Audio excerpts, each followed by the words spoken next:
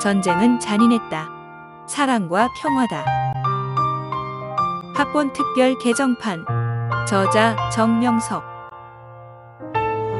Audiobook 5.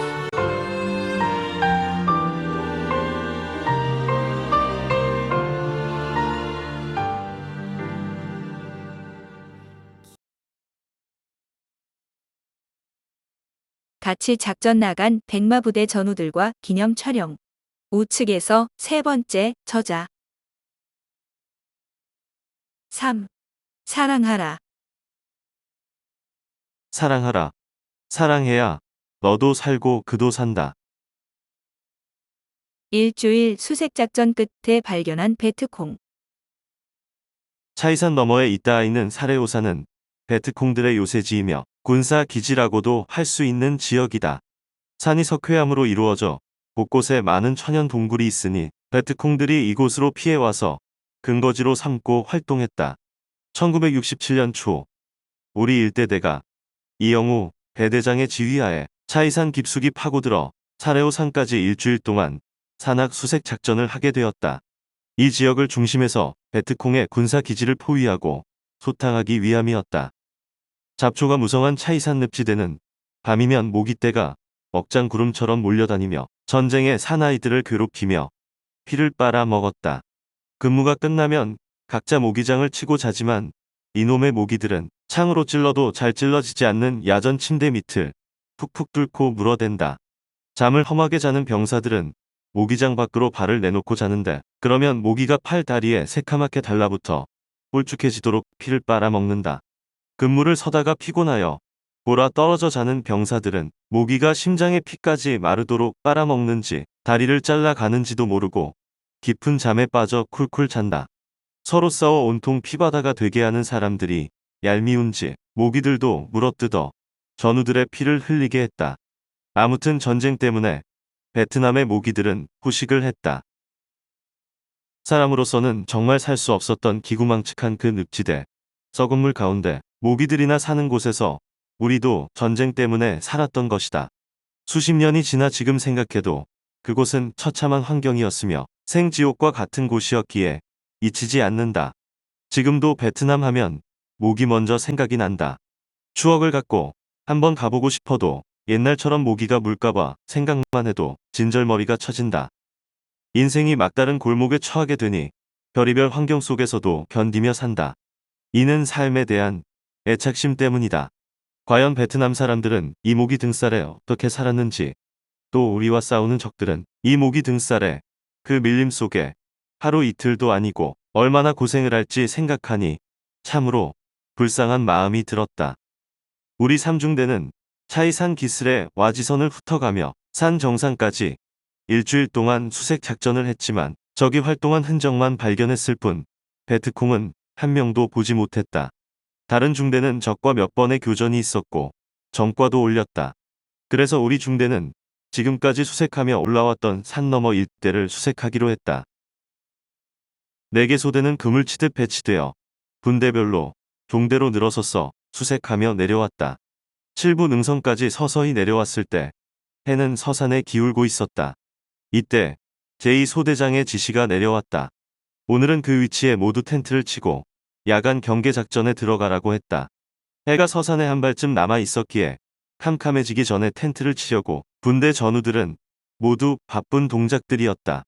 지역의 경사가 심하고 바위와 정글이 뒤엉켜 있어 텐트를 칠 장소가 마땅치 않았다. 고로 일부는 바위에다 환초 우위와 텐트를 깔고 자리 잡는 조도 있었다. 얼마 후 분대 배치가 끝났는지 일부는 전투용 식량, 시레이션을 꺼내어 깡통 식사를 하고 있었다. 한국에서 군대 생활을 할 때 제대로 못 먹고 또 집이 가난해서 잘 먹지 못하다가 베트남에 와서 먹게 된 시레이션 속의 고기는 병사들에게 정말 진수성찬이었다.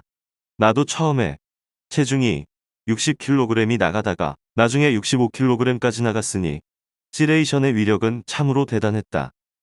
논산 훈련소에서 훈련을 받을 때는 일주일에 한 번씩 돼지국이 나왔었다.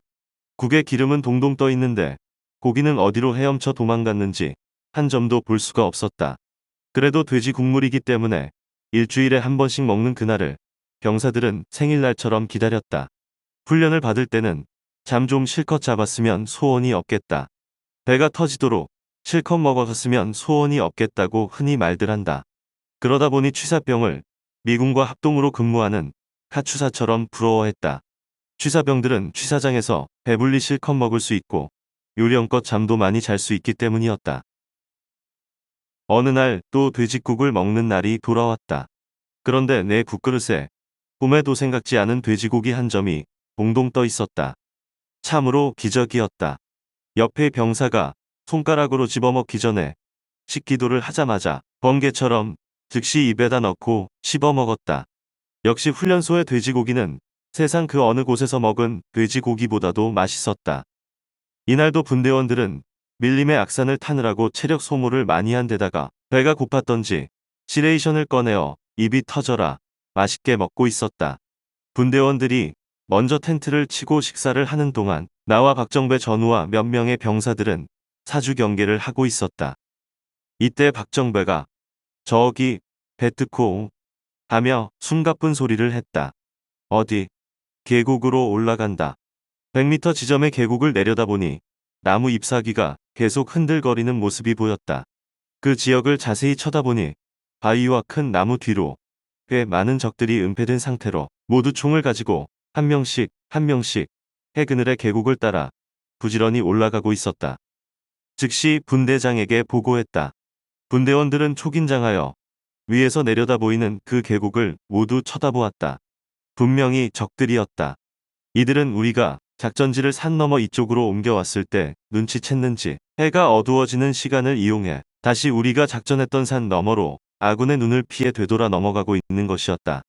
베트콩들은 우리보다 한술 더 뜨고 있었다. 알고 보니 우리는 적의 꽁무니만 따라다니며 수색 작전을 했던 것이었다. 일주일 동안이나 수색 작전을 하였으나 적의 코끝도 못 보고 정글 속을 헤치며 갖은 고생을 한 전우들은 드디어 적을 보게 되어 기다리던 애인을 만난 듯이 좋아했다. 이때 베트콩들은 우리 아군들의 대작전이 전개되니 소규모의 병력으로 도망다니느라고 바빴다.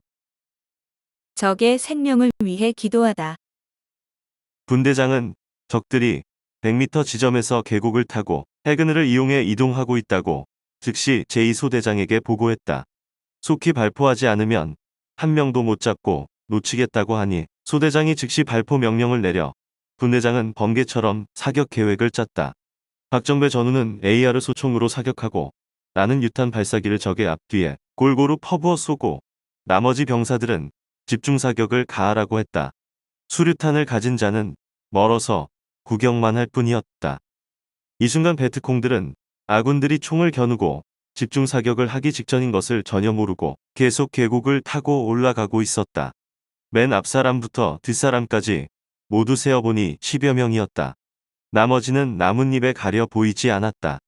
베트콩들은 이렇게 숨어가는 우리를 누가 볼 자 있으랴. 어서 이 산을 넘어가야지 하며 몸과 마음을 재촉하며 가는 모습들이었다. 뛰는 놈 위에 나는 놈이 있다는 것을 모르고 있었다. 매가 잔솔 밑에서 기고 있는 꿩을 보고 있는데 꿩은 그저 얼굴만 쳐박고 맞박이 벗겨지도록 기어가는 모습과 같았다. 저 꼴이 전쟁터 사나이들의 마지막 운명이런가. 며칠 동안 잘 피해 다니더니 여기서 걸렸구나 생각하니 아무리 적이지만 불쌍하고 가련했다. 너나 나나 다 생명은 귀한데 적의 가슴이 내 가슴이라고 생각하니 총구를 제대로 겨눌 수가 없었다.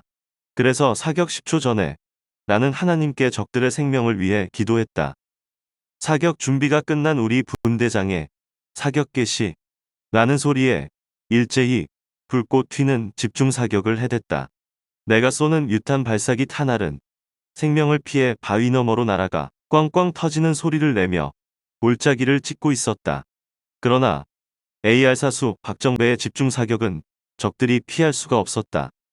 갑자기 아닌 밤중에 아군들이 퍼붓는 총탄 세례를 받은 적들은 총 한 발도 대항하지 못했다. 어떤 자는 이미 총에 맞았는데도 도망가기 바빴고 어떤 자는 총에 맞고 자리도 못 옮긴 채 엎어지는 것이 눈에 훤히 보였다. 어떤 자는 총소리가 났을 때 이미 총을 맞았건만 당황해서 이리 뒹굴고 저리 뒹굴며 살려고 비호같이 행동하여 몸을 숨겼다. 또 어떤 자는 어디서 총알이 날아오는지도 모른 채 무작정 바위 뒤에 숨으니 오히려 우리가 사격을 하는 쪽으로 몸을 은신하다가 총에 맞아 죽기도 했다. 이렇게 될 것을 베트콩들이 10초 전에만 알았어도 다 살았을 것이다. 사람이 앞날을 알면 얼마든지 죽음을 피할 수 있다. 이와 같이 지옥이 얼마나 괴로운지, 천국이 얼마나 좋은지도 죽기 전에 미리 알면 얼마든지 지옥에 안 가고 천국에 갈 수 있는 것이다. 정신없이 한바탕 후다닥거리는 순간 해는 서산에 묻혀 골짜기가 침침해져 보이지 않았다. 포대에서 지원하는 조명탄이 계속 터져 주변은 대낮같이 밝았지만 베트콩들의 움직임은 전혀 보이지 않았다. 이것으로 이날 상황은 끝났다. 모든 분대원들이 둘러앉아서 드디어 대전과를 세웠다고 기분이 하늘로 날아갈 듯 좋아했다. 그러나 한편으로는 과연 몇 명이나 죽었을까? 총은 모두 몇 정이나 될까? 만일 살아있는 놈이 죽은 놈들의 총을 다 메고 도망갔으면 어쩌냐? 하고 마음 졸이며 한마디씩 했다. 적들이 죽은 시체는 가져가지 못해도 죽은 전우의 총은 메고 달아나기 때문이다. 노획한 총의 수에 따라 적을 사살한 것으로 인정하기 때문에 몇 명을 죽였느냐보다 총을 몇 정 노획했느냐가 문제다. 분대장은 내일 날이 새기가 바쁘게 보자고 했다. 우리 이 분대는 적을 초전박살냈지만 우리 지역이 발각되었기 때문에 밤새도록 비상근무에 들어갔다. 쥐 죽은 듯이 고요하고 캄캄한 밤이었다. 우리가 공격한 그 장소에 무슨 인기척이라도 나는지 귀를 기울이고 있을 때 어디선가 신음소리가 바람소리와 함께 스쳐 들려왔다. 전우들끼리 서로 번갈아가며 들어보라고 하면서 아무래도 총을 맞고 쓰러진 적들의 신음소리가 틀림없다고 말들 했다. 밤하늘의 달은 검은 구름 속으로 들락날락하며 대지를 비추고 그 많은 모깃대는 날이 새기 전에 한 번이라도 더 피를 빨아 먹으려고 밤새도록 바락들이었다. 전우들은 근무를 서다가 졸리니 커피를 아예 수통에다 몽땅 타서 목이 타면 물 대신 쭉쭉 들이마신다. 아침을 기다리는 전우들에게는 어느 날보다 지루한 밤이었다.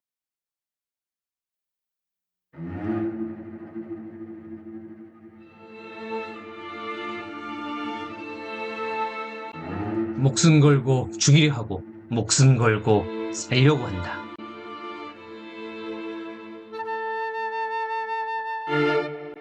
저 하늘에 인간을 창조한 자께서 내가 창조한 귀한 생명들을 왜 그리 죽이려 하느냐? 번개치듯 내성과 같은 음성으로 말씀하신다.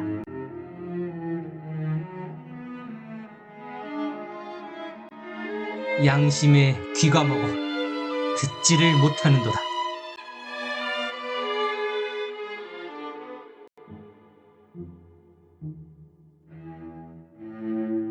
서로 사랑하라. 그래야 서로 살고 미움도 싸움도 전쟁도 끝나고 평화의 세계, 사랑의 세계 이루어진다. 사랑하라. 아침이 밝아왔다. 기다렸다는 듯이 제2소 대장으로부터 어제 사격한 곳에 몇 명이나 베트콩이 죽었고 총은 몇 정이나 있는지 확인하라는 전갈이 왔다. 분대장은 이 병사 저 병사에게 가라고 했으나 서로 몸을 사리고 모두 가기를 꺼려했다. 시체 확인을 하러 가는 것은 무엇보다도 위험이 따르는 일이다. 혹시라도 설 죽은 적이 있으면 보복하기 때문이다. 고로 시체 확인하러 갔다가 적으로부터 총에 맞아 죽는 일이 많다. 또 적들은 자기 전우들의 시체나 무기에다 부비트랩을 설치해 놓고 아군들의 시체나 무기를 건드리면 터지게 하여 죽게도 했다. 한편 죽은 베트콩들을 수색해보면 유달리 몸에다 귀중품을 많이 지니고 다녔다. 비싼 시계, 금반지, 금목걸이, 금팔찌, 그리고 돈이다. 하지만 전쟁터에서 이런 노획물에만 너무 욕심을 내고 지혜 없이 행하다가 죽고 다치는 경우도 많다. 고로 시체 확인을 하러 가면 조심할 것이 한두 가지가 아니다. 분대장은 나와 유근태 병장을 지목하며 천상 너희들이 시체를 확인하러 가야 되겠다고 싱긋 웃는다. 나와 유병장 역시 가기 싫었지만 갔다 오겠노라고 대답했다. 유병장과 나는 계곡으로 내려가기 전에 먼저 어제 사격한 지점을 위에서 내려다보며 자세히 살펴 지역을 정찰을 했다. 두 아름이나 되는 큰 나무 한 그루가 서 있고 옆에는 큰 바위들이 보였다. 머리에 목적지를 익히고 단독 군장에 무전기를 휴대하고 목적지를 향해 출발했다. 둘이 살금살금 기어 정글과 바위가 뒤엉킨 험한 곳을 5미터쯤 걸어가서 무슨 인기척이 나는지 확인했다. 이를 반복하며 초긴장 속에서 내려갔다. 이렇게 1시간 가까이 땀으로 목욕을 하며 내려갔을 때 목적지까지 어느 정도 온 것 같았다. 화약 냄새가 풍기는 것을 보니 거의 온 것 같은 느낌이었다.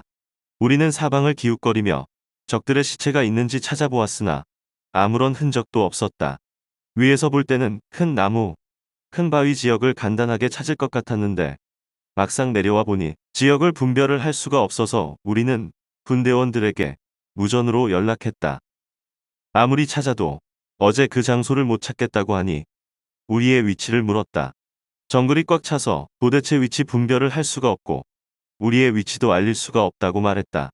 분대장은 무조건 움푹 파인 계곡을 따라 올라가라고 지시했다. 우리는 방향을 돌려 계곡을 따라 올라갔다. 위에서 볼 때는 직선거리 100m로 보여 곧 쉽게 찾을 수 있을 것 같았지만 실제로는 큰 바위를 둘러오고 뚫지 못한 정글을 우회하면서 오느라 200m나 더 왔기 때문에 그 위치가 어딘지 도저히 분별할 수 없었다. 성질 급한 유병장은 자기가 앞에서 가며 찾아보겠으니 나에게 뒤따라오라고 말하고는 땀을 뻘뻘 흘리며 수통에 물을 한번 쭉 들이켰다. 총 자물쇠를 풀고 적이 나타나면 즉시 쏘려고 옆구리에 총을 대고 바위 위에 낀 미끄러운 이끼를 조심스레 밟으며 긴장하면서 내 앞에서 걸어갔다. 나도 긴장하고 그 뒤를 따라 살금살금 경사진 곳을 올라갔다. 유병장은 조금 올라가다가 뒤를 돌아보며 나에게 손짓했다. 나와 유병장의 거리는 6m쯤 떨어져 있었다. 유병장은 가로막힌 2m도 넘는 높은 바위를 원숭이처럼 가볍게 기어 올라가고 있었다. 먼저 유병장이 높은 바위에 올라가서 사방을 둘러보고 나에게 안전 신호를 보내면 올라가려고 밑에서 사주 경계를 하며 쳐다보고 있었다. 기다려도 아무런 신호가 없기에 안전한가 보다 하고 나는 일어나 1m나 되는 높은 바위 턱을 밟으며 기어 올라갔다. 다행히 발을 디딜 만한 턱이 있었다. 한 손에는 옆구리 총을 끼고 다른 한 손으로는 바위를 잡고 올라갔다. 그런데 이게 웬일인가? 유병장은 바위에 엎드려 있었다. 앞으로 꼬꾸라진 자세로 총과 철모까지 바위에 떨어뜨린 채 있었다. 나는 당황하여 옆구리 총을 하고 일어서서 무슨 일인지 사방을 둘러보며 살폈다. 3m 앞에 한아름 반이나 되는 큰 나무가 서 있는데 그 나무 옆으로 사람 얼굴 반쪽이 보이며 총을 내게 겨누고 있는 것이 아닌가. 그때 그의 눈과 내 눈이 마주쳤다. 그 눈에는 살기가 서려 있었고 나를 쏘기 위해 매서운 눈으로 총을 겨누고 있었다. 그 순간 나는 온몸이 굳으며 앞이 캄캄해지고 현기증이 났다. 다시 눈을 크게 뜨고 쳐다보니 총구를 내게 겨누고 있는 자는 적이 틀림없었다. 나는 한 손에 총을 들고 있기는 했지만 총을 어깨로 올릴 힘도 없고 조준할 정신도 없었다. 베트콩은 큰 나무 뒤에 숨어 있었기 때문에 한쪽 얼굴과 한쪽 무릎만 보였다. 유병장은 이 베트콩을 보고 정신이 나가 쓰러진 것이 틀림없었다. 아, 나도 그 순간 정신이 오락가락했다. 베트콩은 내가 정신 못 차리고 장승처럼 멍하니 서 있는 것을 보고 정신을 바짝 차리며 몸과 얼굴을 옆으로 더 내보이며 더 정확한 조준을 하려 했다. 적은 우리가 전날 해질 무렵 총을 마구 쐈던 사람인 줄 알고 보복하기 위해 계획적으로 기다리고 있었던 것이다. 너희는 이제 내 손에 죽었다 하는 느낌이 오면서 순간 총소리가 빠악 나는 듯했다. 이때 나는 소리도 지르지 못하고 이 바위에서 죽기 위해 22년 동안 몸부림을 치면서 인생에 갖은 고통을 당하며 살아왔구나. 인생이 허무하다. 전쟁터의 목숨은 일순간이로구나. 이런 날이 올 줄이야. 하고 생각했다. 이때 나에게 영음이 들려왔다. 배가 가면 어디까지 가겠느냐? 물 끝까지밖에 갈 수가 없습니다. 나는 대답했다. 서울에서 떠난 열차가 어디까지 가겠느냐? 이 같은 영음이 또 들려왔다. 내일 끝까지밖에 갈 수 없습니다. 내 대답이 끝나자 이와 같이 인생이 종착역에 왔노라. 내 생명이 다했노라. 하는 음성이 마음으로 들렸다. 아하, 여기서 내가 죽는구나. 불과 죽기 몇 초 전에 죽음을 깨닫고 죽는구나. 했다. 이 죽음은 피할 수도 없고 1분도 연장할 수 없는 자리였다. 어머니를 부를 경황도 없고 아버지를 부를 경황도 없는 순간이었다. 몇 분만 더 산다면 마지막 기도도 하고 부모님도 불러보고 싶었지만 금방 빠바빵 총소리가 날 것만 같았다. 이 순간 누가 나를 구원할 자 있으랴. 사랑하는 부모가 이 상황을 안다 할지라도 어떻게 구할 수 있으랴. 만일 사랑하는 애인이 이 상황을 안다 해도 구할 수가 있으랴. 한 나라의 왕이 이 상황을 안다고 살려줄 수가 있으랴. 또 위에 있는 전우들이 쳐다보면 나와 유병장도 보이고 적도 보이는 거리에 있었지만 애간장타는 이 심정을 알고 당장 내려와 살려줄 수 있으랴. 이후에 알고 보니 우리에게 시체 확인하라고 보내놓고 분대장을 비롯한 분대원들은 마음이 해이해져서 딴짓들만 하고 있었던 것이다. 아, 세상에 믿을 사람이 누가 있으랴. 전지전능하시고 무소부재하신 자 외에는 나를 구할 자가 없었다. 그래서 하나님과 예수님을 부르며 나 좀 살려달라고 했다. 적은 내가 정신을 잃고 멍청하게 서 있는 것을 보고 몸을 나무 뒤에서 옆으로 더 돌리며 총구를 나의 가슴팍에 바짝 겨누고 있었다. 눈이 불꽃같이 빛났고 그 무서운 모습에 나는 질려버렸다. 그때 모든 것을 체념하고 눈을 감고 운명을 하늘에 맡기고 마음속으로 계속 하나님을 불렀다. 그 순간 하늘에서 음성이 들렸다. 크고 웅장한 음성이었다. 사랑하라. 분명 하나님의 음성이었다. 너무 사랑스럽고도 두려운 음성이었다. 그 음성은 지구상 어느 누구나 다 들을 수 있을 만큼 산이 흔들리고 울리도록 웅장한 소리였다. 또 그 음성은 세상 그 어느 곳에서도 들어보지 못했던 음성이었고 인간으로서는 흉내도 낼 수 없는 음성이었다. 나는 그 음성을 듣고 즉시 굳은 입이 풀렸다. 마음속으로 이렇게 대답을 했다. 내가 사랑하려고 가면 죽는데요. 내가 조금만 움직여도 적은 더 빨리 쏠 것만 같았다. 내가 총을 들고 있었는데도 총이 있는지 없는지 의식을 잃어 잘 보이지도 않았다. 나는 머뭇거리고 멍청하게 서 있기만 했다. 두 번째 음성이 급하게 들렸다. 사랑하라.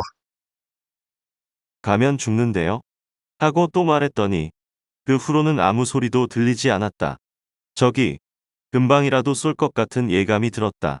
가만히 있어도 죽고 가도 죽을 바에야 하늘의 음성대로 하겠다고 하며 적을 사랑하러 가기 위해 천근이나 되는 무거운 첫 발을 떼었을 때 마음이 뜨거워지며 내 굳은 몸이 완전히 풀려 초인 같은 힘이 솟았다. 나는 두 눈으로 적의 눈과 1mm도 어긋나지 않게 적을 쳐다보며 두 번째 발자국을 떼었다. 적은 내가 걸어가는 모습을 총에 가는 구멍으로 멍하니 쳐다만 보고 있었다. 하늘의 음성을 듣고 정말 죽으면 죽으리라 생각하고 가는 발걸음이었다. 그러자 그 순간 적이 내 여동생으로 보였다. 깜짝 놀라 총을 집어던지고 영자야, 내가 왜 여기 왔어? 하며 내 여동생 이름을 부르며 달려들었다. 그의 어깨를 잡고 흔들면서 어찌 여기에 왔느냐고 하며 얼마간 흐느껴 울다 보니 내 앞에 있는 사람은 아까 본 베트콩이었다. 나는 이때부터 그 베트콩에게 너는 나에게 아무런 해도 주지 않았는데 왜 나는 너를 죽여야 하고 나는 너에게 아무런 해도 주지 않았는데 왜 너는 나를 죽여야 하느냐 라고 말하며 껴안고 울음을 터뜨렸다. 그도 그렇게 생각한다는 듯이 나를 껴안고 엉엉 울었댔다. 그 순간 평소에 알아들을 수 없었던 베트남 말을 알아듣게 되었다. 그도 내 말을 알아듣고 있었으니 정말 표적이 일어난 것이다. 생각해보면 적도 나도 죽일 일이 없지만 나라에서 전쟁터로 보내어 싸우라 하고 지휘관들이 죽이라고 하니 할 수 없이 죽이는 처지였다. 서로 싸우다 이 같은 환경을 만나 서로 총구를 겨누게 된 것이었다. 적을 죽이는 것만이 평화를 이루는 일이라고 하며 아군과 적군의 지도자들은 계속 전쟁터에 병력을 내보내어 싸우게 한다. 결국 죽는 사람은 최전선에 투입된 죄 없는 병사들이다. 베트콩과 나는 서로 겨누던 총을 집어던지고 이렇게 40분 동안이나 서로 껴안고 가슴 뜨겁게 흐느껴 울었다. 그런데 베트콩은 갑자기 뭔가 생각났다는 듯이 놀란 표정을 하고 오른손을 급히 자기 엉덩이 밑에 대며 엉덩이를 서서히 들며 바짝 긴장하고 있었다. 내가 뭐냐고 물으며 어깨를 흔드니 내 손을 밀치며 위험하다고 뒤로 물러나라고 했다. 나는 그가 왜 그러는지를 눈치채고 위험한 일이 있으면 내가 한다고 손을 적의 엉덩이 밑으로 넣으니 고개를 좌우로 흔들며 자기가 한다고 했다. 조금 있으니 그는 엉덩이 밑에서 수류탄 하나를 꺼내 쥐고 있었다. 그 수류탄은 안전핀이 없었다. 이미 핀을 빼놓고 깔고 앉아 있었던 것이다. 수류탄을 집어던질 테니 나보고 위험하다고 엎드리라는 눈치였다. 조금 전만 해도 나를 쏘려고 하던 자가 내 몸이 다칠까 조심하라고 하니 감격해 가슴이 뜨거워 또 눈물이 쏟아졌다. 그때 나는 베트콩에게 말하기를 너는 앉아 있어서 멀리 못 던지니 내가 던지겠다고 수류탄을 뺏으려 했다. 그는 이미 안전핀을 뺐기 때문에 전달하면 위험하다고 주지 않았다. 그리고 바위 너머 10m 이상 떨어진 곳에 집어던졌다. 4초 만에 그 수류탄은 조용했던 산천을 울리며 꽝 터졌다. 나중에 알고 보니 베트콩은 무릎에 총을 맞아 도망갈 수 없으니 시체를 확인하러 온 아군을 쏴 죽이고 자기도 자살해 죽으려고 엉덩이 밑에 안전핀을 빼놓은 수류탄을 깔고 앉아 있었던 것이다. 하마터면 40분 동안 서로 몸을 흔들며 통곡하며 올 때 그 수류탄이 터질 뻔했다. 그때 터지지 않은 것이 정말 기적이었다. 내가 너무 기뻐서 그 적을 잡고 의식 없이 동서남북으로 흔들었는데 안전핀을 빼놓은 수류탄이 안 터진 것은 누가 들어도 도대체 이해가 가지 않는 일이다. 적도 실상 자기가 안전핀을 빼놓은 수류탄을 깔고 앉아있다는 것을 깜빡 잊었던 것이다. 오직 하나님께서 우리를 살리기 위해 큰 은혜와 능력을 베푸신 것임을 깨닫지 않을 수 없었다. 보이지 않는 전능자가 행하신 일들은 사실인데도 인간의 머리로는 잘 믿어지지 않는 법이다. 이 베트콩이 수류탄을 집어던져 꽝 하고 골짜기가 찢어지게 소리가 나니 동시에 위에 있던 분대원들이 무슨 일이냐고 소리를 지르며 괜찮냐고 했다. 분대장과 한심한 분대원들은 그동안 무엇을 했는지 무전 한 번 없더니만 수류탄 소리가 나니 사고가 난 줄 알고 우리를 마구 부르면서 목소리를 확인했다. 내가 소리를 높여 괜찮다고 하며 속히 내려와 달라고 했다. 바위 위에서 저격하려고 했던 적을 보고 놀라 기절한 유병장은 꽝 하는 소리에 그제야 일어나 베트콩과 나에게 총을 겨누며 쏘려고 하고 있었다. 기절했을 때 잠들었다가 일어났는지 정신없는 짓을 했다. 나는 유병장에게 나 정상병이야 라고 고함을 질렀다. 유병장은 앞에 있는 적을 보고 정신이 없어 미처 나를 못 본 것이었다. 조금 전에 적이 자기를 저격하려고 했던 것을 기억하고 순간 쏘려고 했던 것이다. 21발을 장전한 M16총은 한 번 방아쇠를 잡아당기면 누구든지 벌집이 되어버린다. 유병장은 아직도 정신이 들지 않아 총을 어깨에 올리려고 또 폼을 잡았다. 나는 급히 쫓아가 총열을 잡고 총을 빼앗았다. 유병장은 나를 보고 왜 적을 쏘지 않느냐고 고함을 쳤다.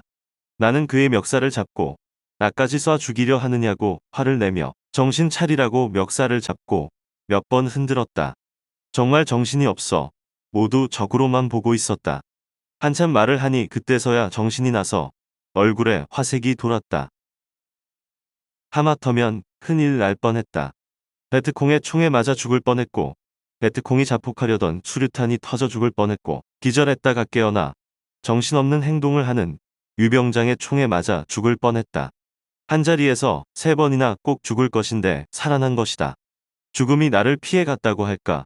내가 죽음을 피해 갔다고 할까? 전지전능하신 하나님이 나를 살렸다고 할까? 이 글을 쓰면서 생각할 때 죽음이 나를 피해 갈 수도 없고 내가 죽음을 피해 갈 수도 없었다. 오직 하나님께서 나를 이 시대에 쓰시고자 살려주신 것이라고 양심의 하나님의 영음이 들려온다. 유병장은 베트콩을 생포했으니 그냥 놔두지 말고 빨리 손을 묶자고 했다. 나는 유병장에게 우리를 살려줬는데 못 믿고 왜 손을 결박하려고 하느냐 말했다. 베트콩은 어리고 착하고 순진해 보였고 얼굴도 희고 가름한 모습이었다. 내가 행하는 모습을 보더니 베트콩은 감격해 눈물을 흘렸다. 그리고 자기가 가지고 있던 총을 우리에게 주었다. 우리는 베트콩을 조금 평평한 곳으로 데려가 앉혀놓고 군대원들이 오기까지 궁금한 것을 물어보려고 했다. 그런데 그 팔을 잡고 일으키니 일어나지를 못했다. 아프다고 소리를 지르며 손을 무릎에 댔다. 오른쪽 바지를 무릎까지 걷어붙여 보니 오금에 총을 맞아 총알이 박혀 무릎뼈를 뚫고 반쯤이나 나와 있었다. 그래서 이때 우리는 베트콩이 아군의 총에 맞아 걷지를 못해서 아군이 오면 쏴 죽이고 자폭하려고 수류탄 안전핀을 빼놓고 깔고 앉아 있었다는 것을 알게 되었다. 얼마나 아플까 생각하고 급한 마음으로 총탄을 잡아 빼려고 손을 떼니 다 죽어가는 인상을 쓰며 내 손을 막 밀쳤다. 유병장도 이 광경을 보고 안쓰러워 위생병을 빨리 오도록 해야 되겠다고 하며 무전기로 급한 소리를 지르며 위에서 대기하는 위생병을 불렀다. 위에서 소리가 나기를 너희들이 다쳤냐고 당황해서 물었다. 우리는 다치지 않고 적이 다쳤으니 치료해야 되겠다고 했다. 이에 모두 으하하 웃는 소리가 들렸다. 위에 있는 분대원들은 우리가 그동안 무슨 일을 당했는지 전혀 모르기 때문이었다. 신앙의 혈통. 일단 우리는 베트콩을 부축하여 지영이 보다 반반한 자리로 옮겼다. 나와 유병장과 베트콩은 마주 둘러앉았다. 이제는 총도 집어던지고 몸에 지니고 있었던 탄띠도 끌러 집어던지고 평화롭게 둘러앉았다. 베트콩의 손이 목으로 가더니만 무언가를 꺼냈다. 햇빛에 번쩍거리는 금목걸이였다. 목걸이 끝에 대롱거리는 것을 보니 십자가였다. 나는 머리에 찡한 충격을 받으며 가슴이 뭉클했다. 십자가 목걸이를 하고 다니면 기독교인이 아닌가? 나도 기독교인인데 크리스천 하고 물으니 그렇다고 고개를 끄덕였다. 나도 크리스천이라고 하면서 주머님 속에 있던 작은 성경책을 꺼내 보이며 바이블 했다. 그는 놀라고 반가워하면서 내 손을 잡았다. 나는 그가 나와 같은 신앙의 혈통임을 확인하고 다시 그를 껴안고 뜨거운 눈물을 흘렸다. 그도 마찬가지였다. 참으로 전쟁은 잔인했다. 이 같은 신앙의 혈통도 육의 혈통도 서로 죽이게 한 것이다. 결국 지구촌은 믿으나 안 믿으나 알고 보면 하나님 안의 한 형제들이다. 그래서 아까 베트콩을 내 여동생으로 보여준 것임을 깨닫게 되었다. 형제들끼리 싸우고 전쟁하고 죽이고 있는 것이었다. 그래서 예수님께서 원수를 사랑하라. 마음과 뜻과 목숨을 다해서 하나님을 사랑하고 형제를 사랑하라고 말씀하셨구나. 더욱 깨닫게 되었다. 하나님은 적을 죽이지 않으면 자기가 죽는 처지에서도 어떻게 하는지를 보신다. 그 적을 형제로 대하면 형제로 대해주시고 사랑하는 애인으로 대하면 애인같이 대해주시며 기적을 일으켜 주신다. 곧 사랑의 전쟁만이 평화가 오게 하고 잔인한 전쟁과 싸움이 끝나게 한다. 이같이 하나님께서 저주와 전쟁이 없는 인류의 평화와 사랑의 길을 깨닫게 해주셨으니 나는 내 형제들의 가슴에다 총을 쏘며 죽일 수가 없었다. 그러하기에 베트남 전쟁 때 총구를 돌려 쏘며 내 죽음까지 각오하고 포로로 잡기에 불가능한 적은 살려보낸 것이었다. 사람은 누구든지 자기 실력껏 양심껏 살아가는 것이 이치다. 결국 지구촌의 모든 민족은 나와 같은 정신과 사상으로 서로를 형제로 보며 총을 집어던지고 생명을 사랑하며 살게 되었다. 이로 인해 지구촌에 저주의 전쟁이 없어지고 그 꼬리마저 점점 사라져가는 사랑과 평화의 시대가 오게 된 것이다. 베트콩의 목걸이를 보니 우리가 보통 사용하는 십자가보다 3배나 컸다. 십자가가 큰 경우는 대개 카톨릭이다. 종교가 카톨릭이 맞냐고 물어보니 맞다고 했다. 카톨릭이나 개신교나 같은 신앙의 한 형제들이다. 그는 목걸이와 차고 있던 시계까지 풀어 나에게 주며 받으라고 했다. 내가 왜 이것을 받냐고 하며 그의 목에 다시 걸어 주었다. 그는 다시 풀더니 전쟁에서 이긴 자가 노획물을 갖는 것이라고 말했다. 평소 같으면 이처럼 어려운 말은 알아들을 수 없었다. 그러나 이날은 서로 말이 막히지 않고 다 통했다. 그러니 하나님이 행하신 기적이라 아니할 수 없다. 나는 그에게 누가 이기고 누가 졌냐고 하면서 이긴 자도 없고 진 자도 없다고 말하며 너와 나는 서로 총을 쏘지 않고 살았으니 우리 둘 다 이긴 자들이라고 말했다. 그는 기어이 목걸이와 시계를 나에게 주며 목걸이는 내 목에다 걸어주고 시계는 유병장이 군침을 흘리기에 눈치를 채고 그의 팔에 채워주었다. 유병장은 그때까지만 해도 불과 몇만 원짜리 시계를 차고 있었다. 못 이긴 척하면서 봤더니 너무 좋아하며 이거 스위스제 아니야 하고 나에게 말했다. 그때만 해도 미제를 비롯한 외국 물품을 선호하던 때라 누구든지 외제라 하면 검뻑 죽는 시대였다. 하기야 지금도 외제 명품이라 하면 거반 좋아 죽는 한국에 45여 년 전의 일이니 이해가 갈 것이다. 유병장은 영어를 읽을 수 없으니 나에게 미제냐 스위스제냐고 물었다. 시계 생김새를 보아 납작한 것이 꼭 스위스제 같았다. 내가 이 시계는 스위스제이고 값도 비싼 거라고 말해주었더니 시계를 쳐다보며 흐뭇해했다. 그리고 분대장에게 절대 말하지 말라고 하며 시계를 은폐시켜 팔뚝 위로 올려찼다. 흔히 베트콩들은 한 발씩 나가는 총열이 긴 장총을 소지하고 다니는데 이 베트콩은 연발로 쏠 수 있는 공격용 총을 가지고 있었다. 나는 그에게 사랑하라는 하나님의 큰 음성을 듣고 쫓아가서 껴안고 울었다고 말했더니 자기도 그 순간 그런 감동을 받았다고 말했다. 내가 어제는 몇 명이나 같이 있었냐고 물었다. 그는 많은 인원이 있었는데 모두 이동하고 마지막으로 자기 소대의 대원들만 움직이고 있었다고 말했다. 그리고 자기 전우들이 저기에 쓰러져 죽었다고 손짓하여 쳐다보니 여기저기 총을 내팽개치고 죽은 시체들이 많았다. 그제야 정신이 나서 죽은 시체들을 다시 보니 머리끝이 서고 가슴이 뛰었다. 혹시 총에 설맞아 죽지 않은 베트콩이 바위 뒤에 있지는 않을까 하고 유병장과 나는 보다 높은 바위로 올라가서 쳐다보았다. 어제 우리 분대가 얼마나 집중 사격을 해댔던지 베트콩이 숨어 있던 그 큰 나무들도 벌집이 되었고 큰 바위마다 성한 곳이 없이 총탄 자국이 나 있었다. 우리 소대 위생병과 분대원들은 우리가 있는 위치를 못 찾아 한참 헤매다가 땀을 뻘뻘 흘리고 헉헉거리며 겨우 찾아왔다. 총 맞은 베트콩의 무릎을 보여줬더니 총알을 빼내면 피가 솟아서 안 된다고 하며 그냥 후송시켜야 한다고 했다. 같이 내려온 병사들과 시체 확인을 하며 적들의 총을 수거했다. 더 위쪽에 있는 시체들은 혹시 살아있는 베트콩들이 숨어서 저격할 위험이 있어 확인하지 않고 아래쪽에 있는 시체만 확인했다. 살아있는 베트콩을 신경 쓰느라 모두 정신이 없었다. 방금 위에서 내려온 분대원들에게 위쪽까지 더 올라가서 시체 확인을 하라고 하니 조금 올라가다가 나자빠져 있는 시체들을 보고 모두 무서운지 더 이상 시체가 없다고 하며 두려움에 머리끝을 세우고 그냥 내려왔다. 이날 확인한 시체는 모두 9구였다. 총은 살아있는 베트콩 것까지 합해서 모두 8정이었다.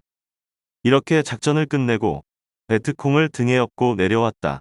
나머지 분대원들은 노획한 소총 8정과 기타 노획물들을 메고 낑낑거리면서 산의 와지성까지 100m 이상을 내려왔다. 위에 있던 나머지 분대원들도 모두 내려와 소대원들과 전체가 집결하였다.